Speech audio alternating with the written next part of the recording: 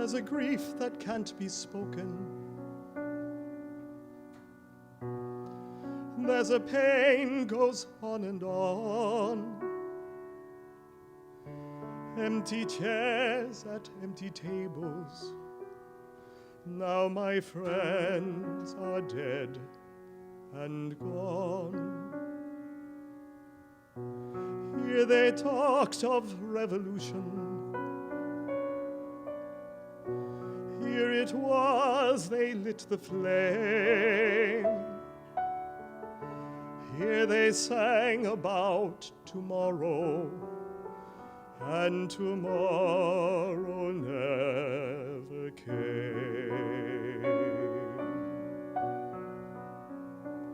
From the table in the corner, they could see a world reborn, and they rose with voices ringing, and I can hear them now, the very words that they had sung became their last communion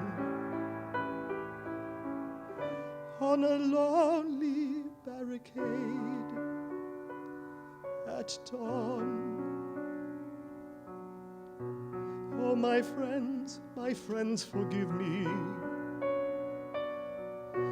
that I live and you are gone. There's a grief that can't be spoken. There's a pain goes on and on. Phantom faces at the window, phantom shadows on the floor,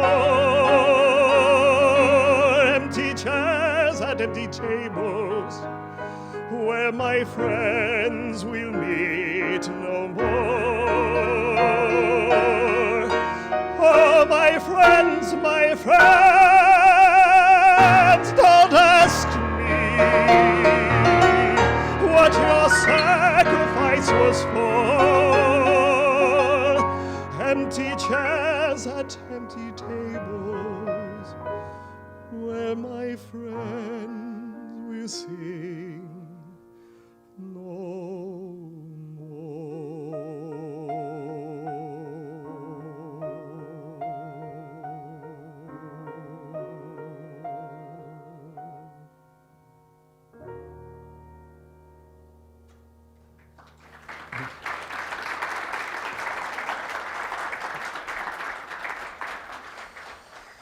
Thank you. Let's see what we got.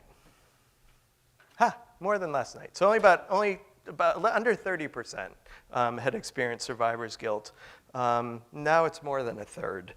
This is a really interesting phenomenon. We see it much more commonly in the spectrum of disease called post-traumatic stress disorder. And we'll see it very commonly in soldiers who come back. They have had an active hand in the warfare that they do.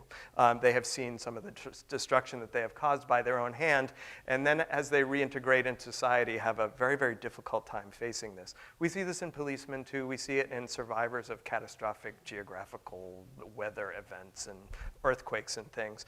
But cancer survivors are kind of different because not only did they not play an active role in actually getting their disease, but they didn't play a role in recovery either. What they've done is what they've done. It's been the same way for people who survive and don't, and it's kind of the way that the dice was cast, that some make it and some don't, if you believe, or there's some greater plan, if, as pointed out, that others would believe.